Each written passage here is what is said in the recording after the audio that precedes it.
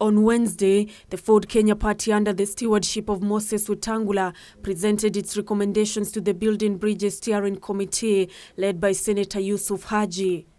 The party taking issue with the politicization of the BBI validation forums, saying that if no action is taken, then the process might collapse. We call upon the task force to ensure that the ordinary mwananchi, the Wanjiku, the Nafula, the Atieno, remain the central player and key driver of this process.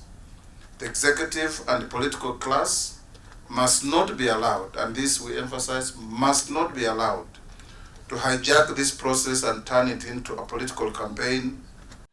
The party in its presentation also recommended that all communities must be issued with identification cards on time to ensure they participate in elections, and that an affirmative action plan should be put in place to protect the minority groups that stand a low chance of securing elective positions. Ford Kenya is also recommending that the aggravated corruption be made a capital offense and that youth should be trained at an early stage on the implications of graft.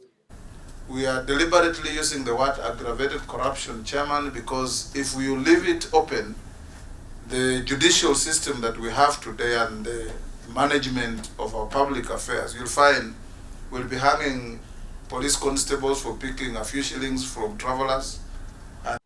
The Kenya Medical Practitioners and Dentists Union also made its presentation to the task force, recommending the amendment of the constitution to have a health service commission, as well as an increment of budgetary allocation towards health to 15% from the current 7%.